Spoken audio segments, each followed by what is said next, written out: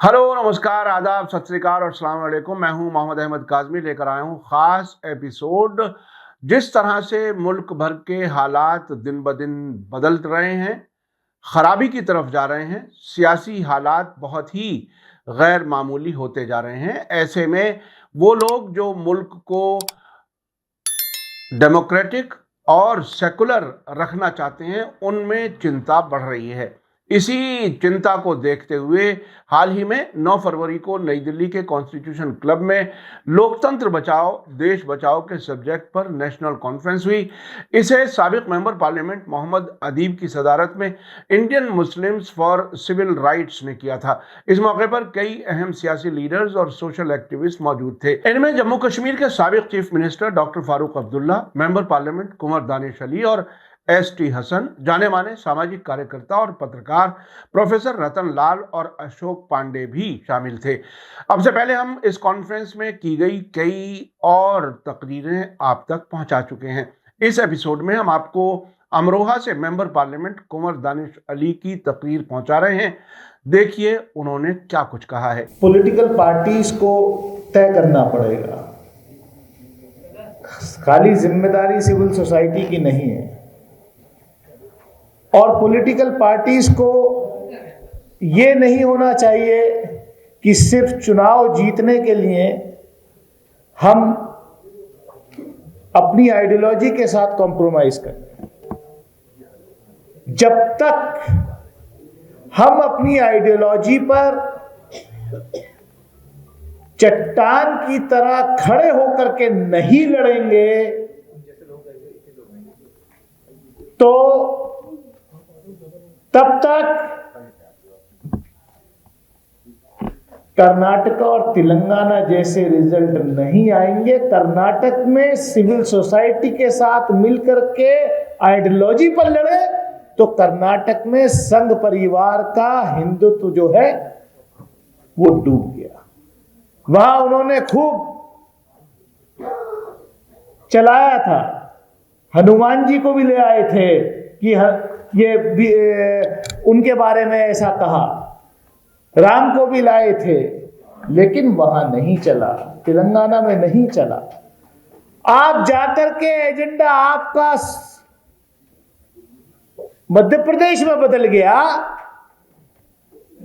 उसी फ्रॉडों के बीच में जाकर के आप भी नतमस्तक हो गए, तो वहां की जनता ने कहा कि यार बहुत सीधी सी बात है, जब कॉन्स्टिट्यूशन क्लब के बाहर से निकलेंगे तो एक लोकल हलवाई की दुकान है और दूसरी नाथू स्वीट्स है, तो जाहिर सी बात है हल्दीराम की दुकान पे ही जाएगा, ब्रांड के पास जाएगा, तुम्हारे पास क्यों आएगा। बहुत तल्ख बात कह रहा हूं मैं।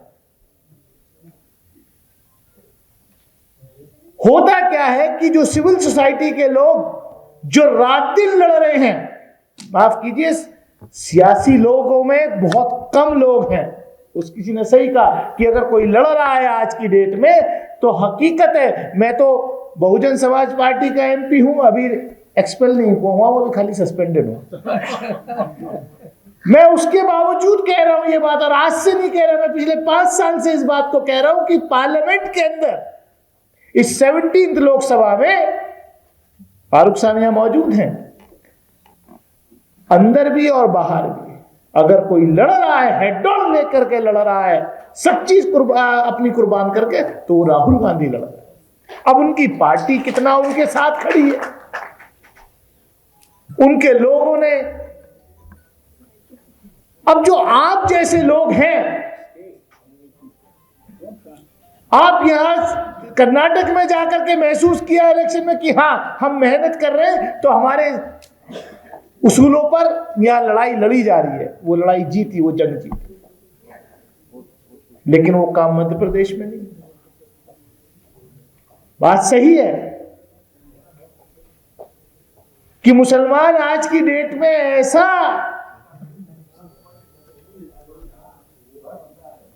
चीज बन गई है कि खालिक साहब मेंबर पार्लियामेंट है हमारे, अब्दुल खालिक साहब आप ऊपर आइए, इधर आइए स्टेज पे। ऐसी चीज बन गई है कि सबसे आसान तरीका है खाली मुसलमान को दिखाओ और बाकी को इकट्ठा करो। हल्द्वानी की घटना कल घटी है, किसी से छुपी नहीं है। क्या हुआ वहां? क्योंकि उत्तराखंड की सरकार तो इस प्रोजेक्ट पे बहुत दिन से काम कर रही थी, बीजेपी और आरएसएस। आप कह रहे हैं वहां की रेलवे की जमीन पर से एनक्रोचमेंट हटाने की बात हो रही थी, लीगल स्ट्रक्चर था। मैं बीइंग अ पार्लियामेंटेरियन, पार्लियामेंट की लोकसभा की एस्टिमेट्स कमेटी का मेंबर होने के नाते हमने अभी 3-4 महीने पहले ही एस्टिमेट्स कमेटी में रेलवे मिनिस्ट्री को बुलाया, चेयरमैन रेलवे बोर्ड को बुलाया। हमने कहा साहब रेलवे की कितनी लैंड जो है एनक्रोच्ड है। तो हैरत होगी कि 1 लाख एकड़ से ज्यादा लैंड जो है रेलवे की एनक्रोच्ड है, लेकिन सिर्फ एक हल्द्वानी में एक बस्ती, गरीबों की बस्ती वहां बसी हुई थी, तो सारी ताकतें जो हैं वो एनक्रोचमेंट हटाने की बात कर रहे हैं। और ये तरीका है क्या? मैं वायलेंस के खिलाफ हूं, हर तरीके के वायलेंस के खिलाफ हूं। Violence has no place in a civilised society. लेकिन जिस तरीके से वहां कल की तस्वीरें सामने आ रही हैं और उसके बाद जो हो रहा है, हमने दिल्ली में भी देखा था। दिल्ली के दंगों की साजिश जहां रची गई, वो भी पॉलिटिकल फायदा उठाने के लिए हुआ। और कितने बेगुनाह आज जेलों में है। मुझे पता नहीं कि जिस वक्त हम यहां बात कर रहे हैं कि हल्द्वानी में कितने नौजवान बेगुनाहों को केस लगा करके जेलों में ठूसा जा रहा हो। अब तो कोर्ट ने भी कह दिया कि यूएपीए में जो है bail is an exception, not rule. तो हम देख ही रहे हैं उमर खालिद और इन लोगों के कैसे डेट पे डेट आ रही हैं। और इसी देश ने देखा कि किसी पर अगर केस लग गया, अगर किसी गोदी मीडिया के एंकर पे लग गया, तो रात को ही हाईएस्ट कोर्ट के दरवाजे खुल जाते हैं और उसको बेल दे दी जाती है। ये सवाल खाली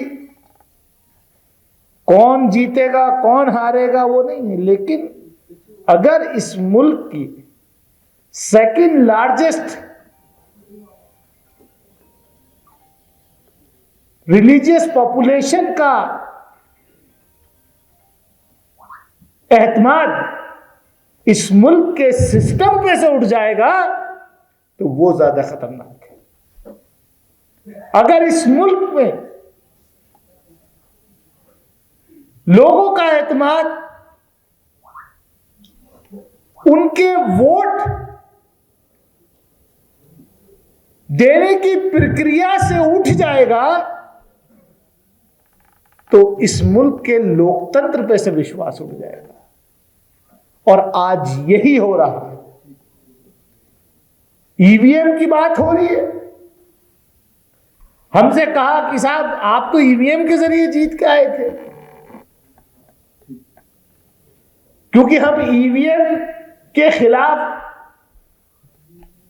डॉक्टर साहब, I was also one of the petitioners in the supreme court, जो 2018 में पॉलिटिकल पार्टीज ने साइन करके भेजा था। उस वक्त मैं जिस पार्टी में था, तो उसका सेक्रेटरी जनरल होने के नाते मेरे भी सिग्नेचर उस पेटिशन पे।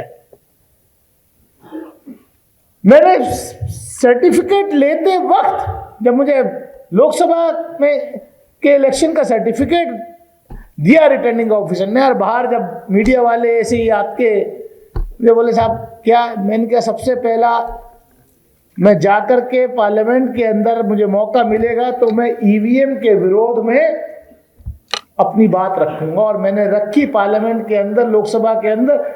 इस 5 साल के टेन्योर में 3 बार ईवीएम के खिलाफ हमने लोकसभा में बात रखी। चलिए साहब ईवीएम भी ठीक कर देंगे, लेकिन कोई मसीहा मसीह की तरह कोई मसीहा आ गया और हाथ से बैलेट से भी अगर चुनाव होने लगे तो क्या होगा, जैसे चंडीगढ़ के मेयर इलेक्शन में हुआ। तो जब पूरा सिस्टम ही हाईजैक आप करना चाहते हो, करप्ट करना चाहते हो, सारी संवैधानिक संस्थाओं को बर्बाद कर दिया आपने, तो कहां जाएगा आम आदमी? ये वोट का अधिकार बड़ी मुश्किल से मिला। मैं ज्यादा कुछ ना कहते हुए मैं इतना ही कहूंगा, अदीप भाई मायूस होने की जरूरत नहीं है, इंशाअल्लाह लड़ाई लड़ी जाएगी। मुझसे भी बहुत लोग कहते हैं कि साहब, और वेल विशर है वो सब, कि दानिश साहब जरा हल्के, आप डरते नहीं, आप जो ज्यादा जज्बात में रहते हैं। मैं तो परसों भी जब डॉक्टर साहब वहां मौजूद थे, प्राइम मिनिस्टर रिप्लाई दे रहे थे हाउस के अंदर, जब वो माफ कीजिए कि मेरे मुल्क का प्राइम मिनिस्टर जब इतना हल्का भाषण अगर मेरे सामने लोकसभा में करेगा तो मैं तो अपना फर्ज समझता हूं कि मैं खड़े होकर के उसका विरोध क्यों करूं। मैंने किया और जोरदार तरीके से किया। मैंने कल, क्योंकि आजम भाई मैं बोलना नहीं चाहता था ये बात, लेकिन क्योंकि आपने मेरा इंट्रोडक्शन ही ऐसा दे दिया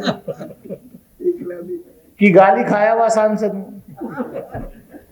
तो मैंने कल 0 आवर में, डॉक्टर साहब बड़ी मुश्किल से तो 0 आवर मिला, तो 0 आवर में मैं खड़ा हुआ और एक और इतिहास कल बन गया कि शायद 0 आवर का शॉर्टेस्ट टाइम का रिकॉर्ड भी दानिश अली के नाम कल चला गया। मैंने सिर्फ इतना कहना शुरू किया कि साहब सभापति महोदय, इस देश में हेट स्पीचेस बहुत हो रही है, हेट स्पीचेस के खिलाफ कानून, सख्त कानून बनना चाहिए। और संविधान निर्माताओं ने जब संविधान बना रहे थे उन्होंने ये सोचा भी नहीं होगा, और मेरा माइक ऑफ कर दिया गया क्योंकि वो समझ गए कि जो मैं कहने जा रहा था अगला सेंटेंस वो मैंने कहा, लेकिन वो माइक पे नहीं कहा, लेकिन आवाज इतनी थी कि वो सुन सबने लिया कि ये जब देश का संविधान लिखा जा रहा था तो संविधान निर्माताओं ने कभी ये ख्वाब में भी नहीं सोचा होगा कि इस सदन के अंदर आकर के इलेक्टेड रिप्रेजेंटेटिव मेंबर लोकसभा जो है यहां पर गाली देंगे। तो ये भी रिकॉर्ड पे जाने के लिए, ले जाने के लिए अलाउड नहीं है। अब हालत जब पार्लियामेंट के अंदर ये हो जाए कि आप अपनी बात भी ना कह सके, माइक ऑफ कर दिया जाए, जब रिटर्निंग ऑफिसर जो है बैलेट पेपर जो है वो खराब करके चुनाव, तो क्या बचा क्या है? लड़ाई लंबी है, लड़ाई लड़नी पड़ेगी और इंशाल्लाह हम लोग तैयार हैं। आने वाले वक्त में मायूस होने की जरूरत बिल्कुल नहीं है दीप भाई, इंशाल्लाह ईमानदारी से लड़ाई लड़ी जाएगी। बहुत बहुत शुक्रिया, जय हिंद। आज का एपिसोड कैसा लगा कमेंट्स में जरूर लिखें। इसी के साथ मुझे दीजिए इजाजत। थैंक यू, धन्यवाद, शुक्रिया, जय भारत, जय हिंद। मीडिया स्टार वर्ल्ड के और वीडियो देखने के लिए हमारे चैनल को सब्सक्राइब करें और सीधे नोटिफिकेशन पाने के लिए बेल आइकन दबाएं। और अगर हमारी खबर सच्ची और अच्छी लगे तो अपने व्हाट्सएप, इंस्टाग्राम, फेसबुक और ट्विटर अकाउंट पर जरूर शेयर करें।